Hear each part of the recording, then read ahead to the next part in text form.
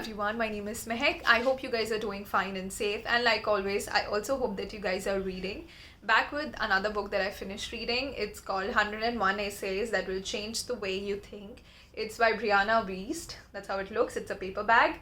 Now, I picked this book because of the word essays. Of lately, I'm in a non-fiction phase, I would say, and I'm really enjoying reading essays, and that was the reason why I picked this book up. Now, as it says here, 101 essays, the book is actually a compilation of these short essays, which urges you to change the way you look at life or your perception towards life. And it says that let it not be influenced by your cognitive biases. What I mean by that is, generally the way we look at life, or the definitions that we have in life, what success should look like, what is happiness, etc., etc., is often influenced by our upbringing, our culture, our peer group, our faith, and the general ideas that we already have in our mind, or the biases that we have. But this book urges you to move beyond that and come up with your own definitions. You decide what makes you happy, you decide what success looks like to you. So the general message of the book is, instead of going after passion, find purpose, seek wisdom in your daily routine, and embrace fear. It's a good thing. That is what is said in the book, because fear is equal to interest. So embrace fear. And lastly, one of the major theme that I like in this book is also that come up with your own definition of success.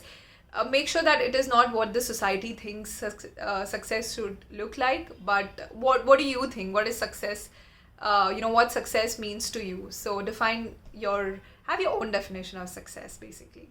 So yeah, like I said earlier, it's essays, but it's not entirely essays. In fact, I was hoping it was essays, but it's more of listings. So it has these, different lists, like, signs to know that you're an emotionally smart person, or things you should be grateful for. How do you know that you are on the right path? And things like that. So it has those 12 signs or 101 things, and listings like this. Now, I'm going to share, some of my favorite things that I liked in the book, obviously, like I always do. But before that, I think I have to say that, this book started, when I started this book, it was so interesting. Like, I was so happy and excited, and there were so many phrases that I kept underlining, and I'm like, wow, this is something, this is the teaching that I could use in my life, and, some really great lessons in this book. But as I kept progressing, the book got so repetitive, especially towards the end. At one point I was like so annoyed, because I feel like this book is 427 pages, and the author could have easily finished this in 200 or 250 pages. There are like so many repetitive things, which after a point gets really irritating, I would say. Now, like I said, coming to the interesting part that I like in the book, quickly. Okay, the first one, which is, again on success, which I told you I really liked in this book, how the author talks about success. So she says that accomplishing goals is not success. How much you expand in the process is. So your learnings, you might hear or see a person, who is successful, and in the process he's still the shitty person. So according to the author, or I also feel the same, that he or she is really not successful. It's about how much do you learn, how much there is that personal growth in that entire process. The next one, which is on fear, which I again like, the author says bad feelings should not always be interpreted as deterrents. They are also indicators that you're doing something frightening and worthwhile.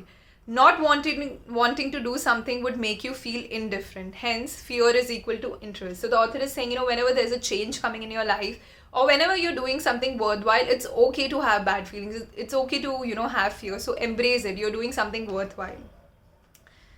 The next thing.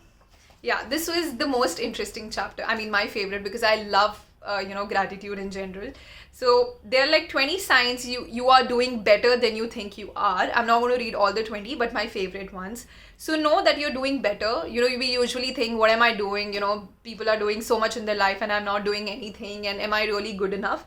So these are the things that you should, tell yourself, which are clear indicators that yes, you're fine, Things like you paid the bills this month and maybe even had extras to spend on non essentials, You question yourself. This means you're still open to growth. You have a job, no matter how bad it is, or, how many hours you have to spend there, but you still have a job. A lot of people are struggling, there's so much unemployment. You have time to do something you enjoy, even if it is to sit on the couch and ordering dinner and watching Netflix. Not all people enjoy that luxury.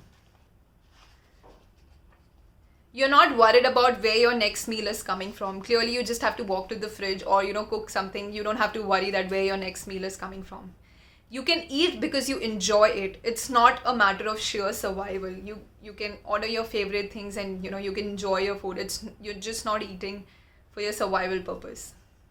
You can afford a subway ride, cup of coffee, or the gas in your car this morning. A lot of people cannot do that. You're not the same person you were a year ago. This is a clear sign that you're growing and you are doing fine. You have the time and means to do things beyond the bare minimum. So, besides your daily tasks, you're going to the cafe, you're buying a book for yourself, you're indulging in a hobby. You have time to do, all these extra things as well. You have a selection of clothing at your disposal. So it's not like 3-4 outfits that you have to, you open your wardrobe and you have a huge selection of things. So know that you are still better than so many people. Then there was this. Yeah, so this was about, these all things which you can tell yourself and which you can think about that shows that you're doing so much better than you think you are. This was again, which talks about how, instead of concentrating at the bigger picture always, what am I doing with my life? Ask yourself, what are you doing today?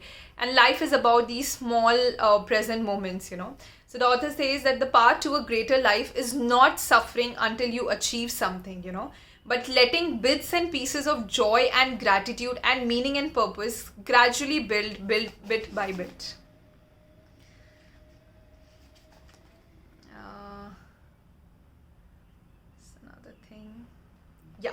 This was also again, I think we all take our body and our organs and so many things for granted.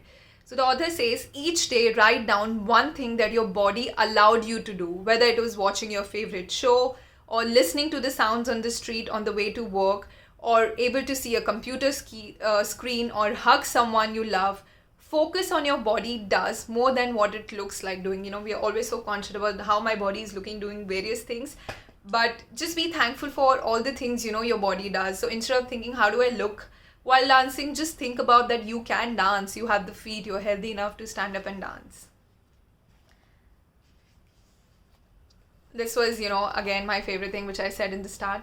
Rewrite your success narratives. Sometimes success is getting enough sleep. Sometimes it is doing what you know is right, despite the fact that everyone else in your life is looking down on it. Sometimes it is just getting through the day or the month. Lower your expectations. So I think that is what something I would urge you all to just redefine your success narrative. Okay, this was also a very interesting thing. You're always, know yourself that the day you're feeling bad about something, you're feeling low about your own self, just know this, that you're always open to the idea that there could be a better, different, kinder, more enlightened way to think, and you're always at least willing to at least try it. So if there are days you feel that not good about yourself, but you still feel there is a better, kinder way to live, so know that you're doing fine. You want to improve, you want to be a better version. So that itself, maybe you're not there yet, but the idea that you really want to try to live a more enlightened life and a more kinder life, that itself makes you a good and better person. Second last thing, when you dream, okay, this was the best one again. When you dream of a perfect life, you think about how you are seen rather than what your daily tasks include. Again, when we think about our perfect life, we think about how we want to be seen, maybe like, I don't know, a big house and, a big car. It usually involves around how you want the society to perceive you. But we never think about, okay, my perfect life should include the things that I'm doing in my daily life. What are the daily tasks that you think that your perfect life should have? So this is not what we usually think about. We usually think about how we want the society to perceive us. And lastly, which is, how you measure a good life. It says a good life is not measured by what you do, it's about what you are. Not how many people you loved, but how much. It has nothing to do with how well things turned out or how the plan is always followed. It's about bits of magic you stumble upon as you dive off the path. It's not about the things that didn't work out, it's about what you learn when they don't. A good life is now a good life is not how it adds up in the end, but what you're counting along the way. So the author says, a good life is, it shouldn't be like what all plans worked out in a life, it shouldn't be quantifiable.